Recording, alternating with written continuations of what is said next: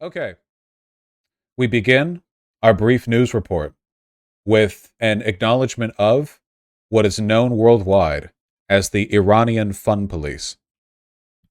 You see, over here in the United States, we live in a free and fair democracy where police would never bias their standards against citizens to sort of conform to their, moral or political standards. But over here in Iran, land of the unfree, they have something called the Islamic Religious Police, which is exactly what it sounds like. An official Islamic vice squad police agency which enforces religious observance and public morality. Basically, if you're a chick and you show your ankles in public, they gun you down right there. Not really. Well, half really. They will arrest you, and you can go to jail for a lot of that stuff. And the criminal justice system in Iran is not that durable when it comes to crimes against Islam. I'll say that much. I want to be clear about something because I think this often gets kind of overlooked in discussions in countries like Iran, all right? Iran has had an aggressive and thriving feminist movement, in addition to largely underground because they would be arrested, but otherwise active secularist movements. The people of Iran are varied and diverse in their political opinions. There are many Iranians who despise the religious police, and there are many Iranians who, much like our American fundamentalists, who also have a disproportionate amount of power, ruin things for everyone. So just keep that in mind. Modern Islamic religious police forces were first established in the mid 1970s, after the revolution, I assume. Prior, the administration of public morality in most Islamic countries was considered a socio religious matter and was enforced through the application of civil laws or through more informal means. To massively summarize this, everyone's seen those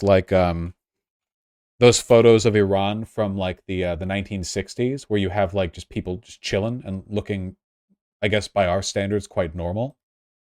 I believe these are university students before the revolution. Basically, the West pulled a rubber band until it snapped. We stepped on Iran. We stepped all over the Middle East. Us and the Brits mostly, but the West sort of broadly.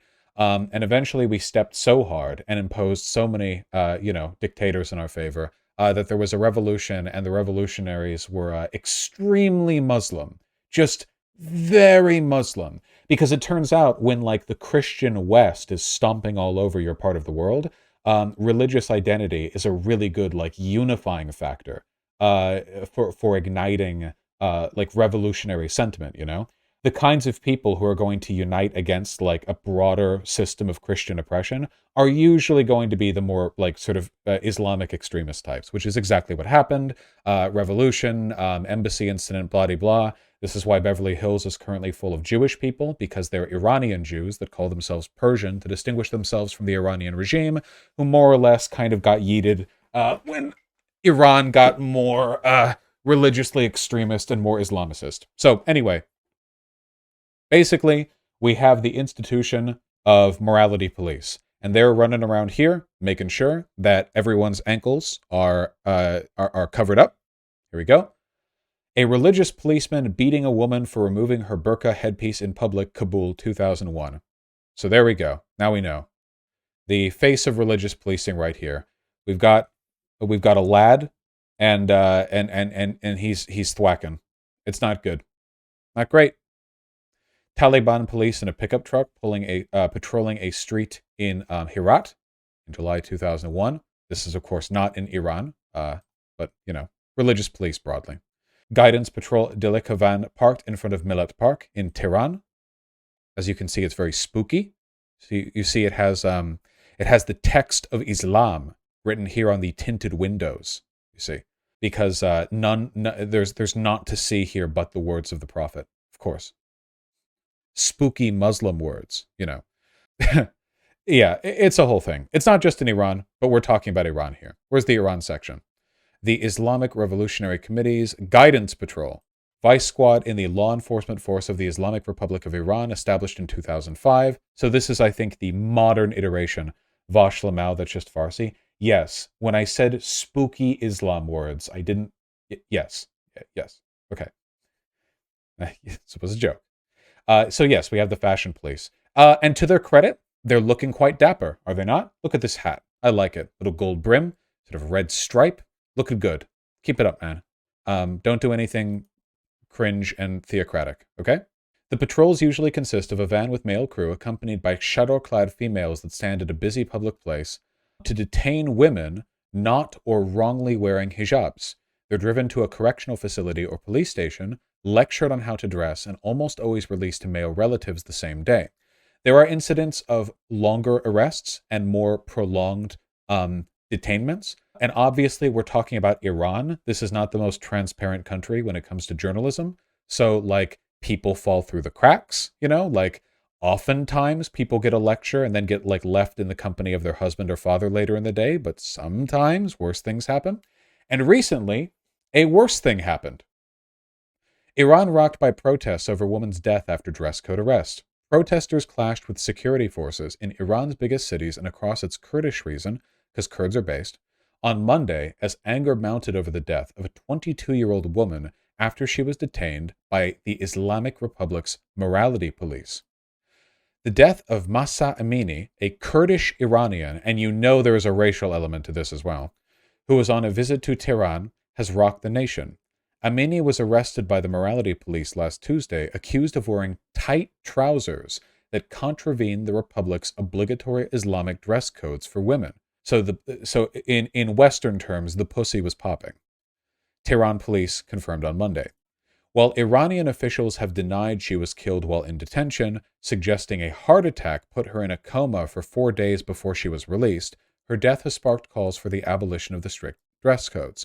Now, not that I'm claiming that the Iranian Islamic morality police might be slightly biased and dishonest, but 22 years old fell into a coma after a heart attack with no mistreatment from the religious police while being a member of an ethnic minority? Nah. This has sparked essentially nationwide protests. Oh, here we have a good bit. Tehran's police chief, Brigadier General Hossein Rahimi, repeated assertions on Monday that Amini was not physically harmed. He said there was no camera in the van used to arrest her, but added there were eyewitnesses who proved she was not injured. So that's the argument he's putting forward here. We don't have any proof, but the other members of the religious police are willing to vouch. Police have released 2 CCTV camera videos that show she walked out of the van and into a salon to listen to Islamic teachings with no evidence of violence committed before she collapsed on the ground. So she walked from the van into the building, and then, like, nothing bad happened. In the building, she was just listening to Islamic teachings. In all likelihood, like we're not dumb here, right? In all likelihood, she talked back to them, and they cracked her across the head. She fell into a coma and then died. Right. We can all sort of move forward on that assumption as a fair and reasonable. I'm sure they cracked her across the head, intending to injure and embarrass her, and just did it too hard. And that's why it's bad to hit people on the head, because you can kill them that way. It could have been worse than that, I saw some photos and she was so swollen I thought she had her nose cut off. I didn't know there were photos. Just a moment. I see a photo in the hospital, but it's not at an... No, never mind. Hospital source tells Iran International. Mahsa had been repeatedly hit on head. Her brain was severely damaged. Hey, me too. This is Iran International in English. Thank you. I can't... that's the language that I can read. Repeatedly hit in the head. Her brain tissues have been severely damaged before being taken to the hospital. She was brain dead and could not be saved. A hospital source told Iran International, dismissing what the Islamic Republic claims. Does anyone know if Iran International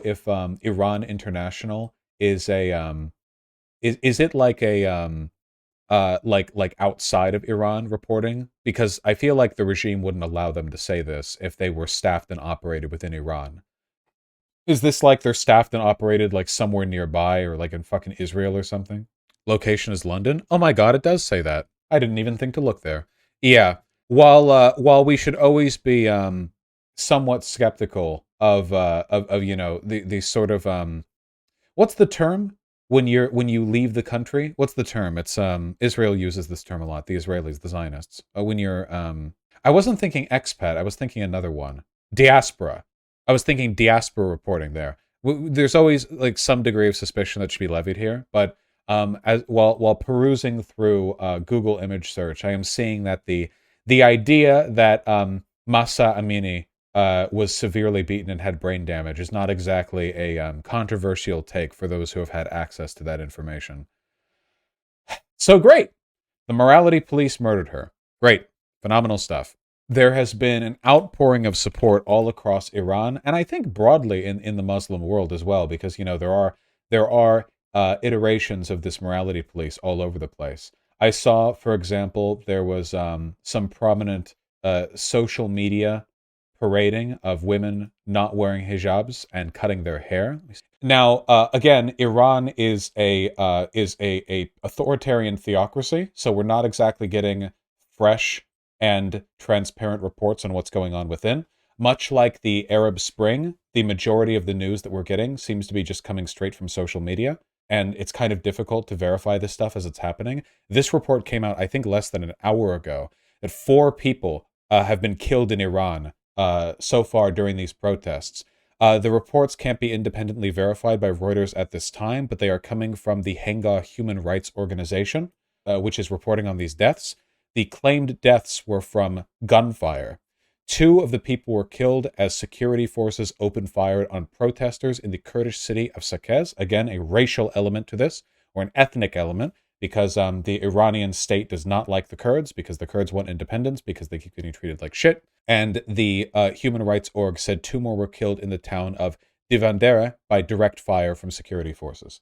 Again, it is difficult to directly confirm stuff like this on the fly, but if Reuters sees fit to report this, I think there's good reason to believe it. And also, Iran firing on protesters, not a super crazy unlikely thing, as it turns out. Not an impossible, unfathomable concept. Actually something that's pretty easy to imagine happening. Miserable stuff there, but the surge in protests are inspiring to see, to say the least. And I hope they lead to some kind of institutional change. Hopefully the institutional change leads not only to a systemic critique or removal of the morality police, but also an addressing of the nature of anti-Kurdish ethnic bias in Iran, since that is such a prominent problem there. So, for those of you who don't know, and at this point I feel like you'd have to make an active effort to not know, there are some protests going on right now in Iran. They're actually a pretty big deal, if you can believe it. Pretty wacky stuff going on, People lighting stuff on fire. Here's a picture of fire that you can see. It looks very hot, so that's cool. Here's somebody standing in front of fire, so that's cool. Always sort of like an inspiring sight right there. I talked about this in a previous segment, but for those of you who don't know, the basic gist of it is this, okay? Iran, as is the case with many Muslim countries, unfortunately, have morality police. The morality police mosey about and see if they can't find any ladies with their ankles exposed. And if they do, they give them a stern talking to. Sometimes the lady who is engaging in indecent behavior is given a stern talking to. Sometimes they are taken into the morality police squad car and brought over to a local station where they are disciplined in some fashion, often, allegedly, by being made to read verses of the Quran, because they were being indecent and stuff. This time, however, just a couple of days ago, the morality police had a bit of a Joker moment and beat a lady to death. She was a Kurdish woman, which sort of brings an ethnic element into it because the Kurds are an oppressed minority in Iran. And after being brought over to the police station, she, and of course Iran denies this, but the evidence for this is overwhelming. Beat her within an inch of her life, causing her to fall into a coma, severe brain damage, died in a hospital. And as a product of this, protests have sprung up all across Iran. It's seriously happening all over the place. Take a look. Why Iranian women are burning their hijabs after the death of Masa Amini. So, if you have even a scrap of empathy, you can probably understand why women don't really like it. That the government just has a bunch of police officers whose job it is to make sure that your hair is covered and your ankles are not being shown and all that crap. So protests have sprung up. They're largely feminist in nature. A lot of them are broadly anti-authoritarian. Obviously, these things are related. And given that there's a Kurdish ethnic element to it as well, you know, people are also protesting the indecent treatment of the Kurdish people, though that seems to have taken kind of a backseat to the broader morality police hijab like angle on this subject. You know, there's always a limit to what specifically can be focused on. Yes, please give me videos of the protests. Any protests in an authoritarian country like Iran are a big deal because you risk being killed. Iran, a woman sits on a utility box and cuts her hair in Kerman to protest Masha Amini's murder. Protesters chant, "Death to the dictator." What's happening? I just showed up. Feminism. Yeah, there are many men at this protest. You know, it is a broadly anti-authoritarian protest. Are they not supposed to cut their hair? Long hair, I think, is same as over here, considered to be kind of like a hallmark of traditional femininity, you know. Like, you know, American feminists have been cutting their hair short as part of like a, you know, culturally defiant, blah de blah, you know, for a long time. Yeah, I think they also consider short hair to be kind of Western, you know? Whatever the case may be, you know. No, they're doing the anime thing. Yeah, they're doing the anime thing where they cut their hair as a representation of character development, of course. I am very hopeful for these protests. I'm hopeful they lead to something. They're not going to lead to anything immediately. I think Iran has already started to cut off the internet. Yeah, as unrest grows, Iran restricts access to Instagram and WhatsApp. Obviously, uh, you know, the Iranian government, I mean, look at this. This is rapidly progressing. In just a few days, we've gone from one woman being killed by the police unjustly to, like, nationwide protests. Our police kill people unjustly all the time, and what do we get for it, you know? You know, cutting off the internet is like a classic move of dictators outside the imperial core because they understand that the rest of the world's perception of them is very important, and they do not want to allow their citizens to broadcast their grievances or the inevitable police crackdown, you know. They want to keep that hidden as well. Oh yeah, I guess that guy debated was correct. You can just ban the internet. Ah, yes, this guy. A color revolution being fomented in Iran just days after becoming an official member of the Shanghai Cooperation Organization. U.S. imperialism punishes nations forging an independent path with chaos. I think we can agree confidently that this guy's a pedophile. All in agreement? Yes. Anyway, oh, he responded to me just an hour ago. Man, you can just declare anything in the name of anti-imperialism, can't you? Says the guy who calls himself a leftist but supports NATO. These people are all the same. Literally every time they respond to me with the exact same sneering, I'm a blind nationalist, so you must be as well, you know? Like, he's like, actually, having women be beaten to death for showing their ankles is based in Marxist build. And then he's like, the only reason you could disagree with me is because you're an America shill. You know, these people, they're NPCs and pedophiles. They're NPC MAPs.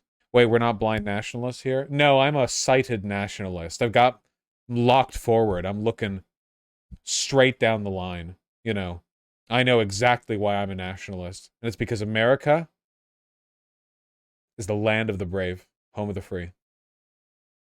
Get me out of this segment. Let me leave. Get me out.